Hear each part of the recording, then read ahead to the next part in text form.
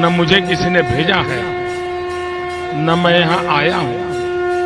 मुझे तो माँ गंगा ने बुलाया है। न मैं यहाँ आया हूँ, न मुझे किसी ने भेजा है, मुझे तो माँ गंगा ने बुलाया है।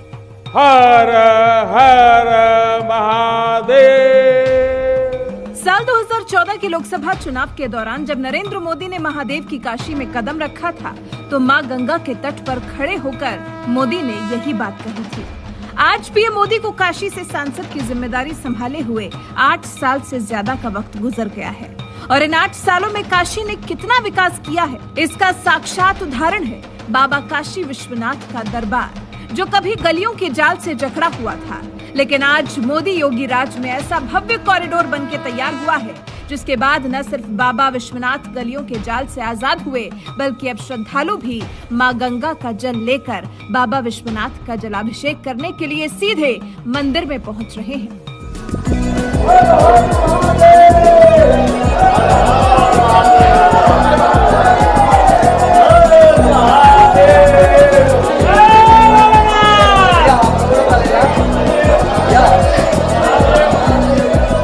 देश के प्रधानमंत्री नरेंद्र मोदी ने जहां बाबा विश्वनाथ के दरबार में श्रद्धालुओं की सुविधा के लिए भव्य कॉरिडोर बनवा दिया, तो वहीं इसी कॉरिडोर में उन बुजुर्गों के लिए भी एक आशियाना बनवाया है, जो जीवन के अंतिम पड़ाव में मोक्ष की नगरी काशी में देह त्याग करने की इच्छा रखते हैं। यही वजह है कि बैद्यनाथ भवन नाम से बने इस आशियाना में रहने वाले बुजुर्ग पीएम मोदी और सीएम योगी को आशीर्वाद देते हुए कह रहे हैं, भगवान ने इन्हें अच्छे कामों के लिए भेजा है।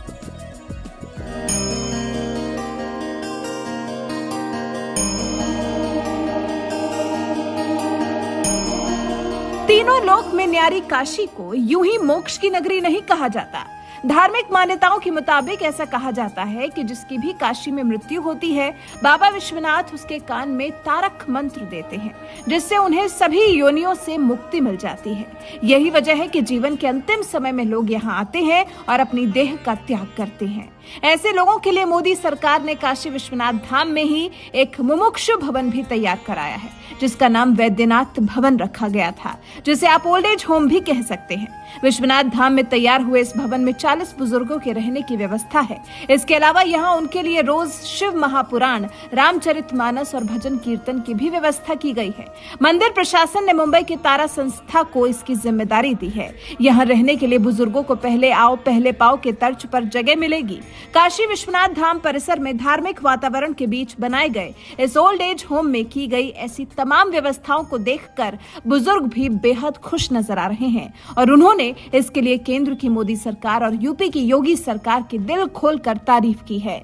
इसी ओल्ड एज होम में रहने आए 89 साल के बुजुर्ग पीपी अग्रवाल ने कहा, मेरे परिवार में कोई नहीं है, मैं यहाँ आकर बहुत खुश हूँ। भगवान ने पीएम नरेंद्र मोदी और सीएम योगी आदित्यनाथ को अच्छे कामों के लिए भेजा है और वो इसे बहुत अच्छी तरह से निभा भी रहे हैं। मैं राजस्थान से, मेरे कोई नहीं है अभी, मैं अकेला हूँ। यहाँ आके आप खुश हैं? बहुत खुश। देखिए ऐसा है, ये इन दोनों को तो बाबा ने भेजा है पृथ्वी में। अभी ये योगी जी को और मोदी जी को बाबा ने भेजा है। बाबा ने भेजा है, उसको जो काम करने के लिए भेजा वो काम उसको निभा रहे हैं, कर रहे हैं। बाबा से पूरी सहयोग कर रहे हैं।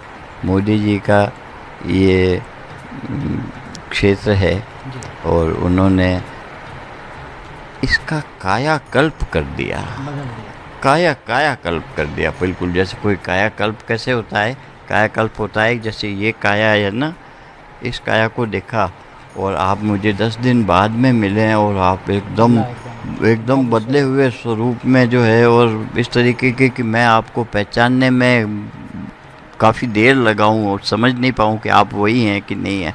इस प्रकार से सारा जो मैं आया करता था, इतने बार काशी आया, वह काशी तो मुझे दिखी नहीं इस विश्वनाथ परिसर में। इस परिसर का इतना ज़बरदस्त बदलाव हुआ है, सच मैं तो बहुत प्रसन्न हूँ।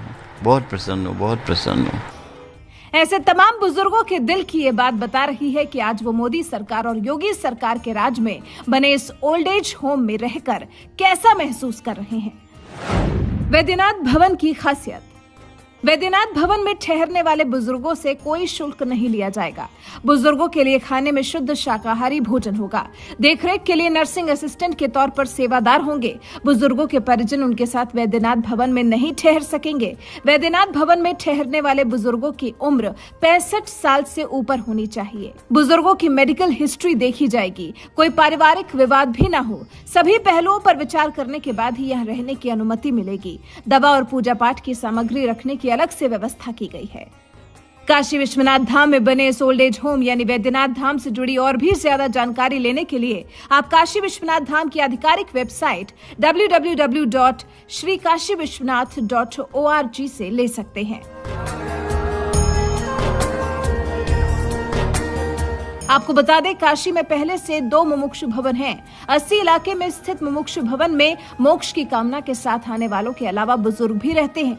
वहीं गोदौलिया इलाके में स्थित काशी लाभ मुक्ति भवन में मोक्षार्थी को महज 15 दिन के लिए कमरा दिया जाता है। 15 दिन का समय बीतने के बाद अगर मोक्षार्थी की तबीयत में सुधार आ जाता है तो उसे वापस लौटा दिया जाता है। अगर मोक्षार्थी की तबीयत नाजुक बनी रहती है तो 15 दिन का अलग से समय दिया जाता है।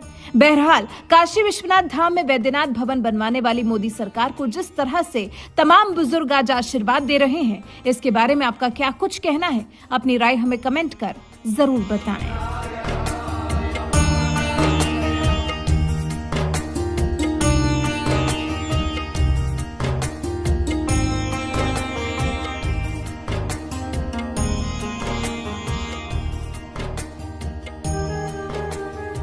यहाँ पर एक गेस्ट जो इस मुमुक्षु भवन में जो भी ठहरेंगे बुजुर्ग, उनके रिश्तेदार कोई भी मिलने आते हैं तो उनको की व्यवस्था यही है, आकर बैठे उनसे बात करें।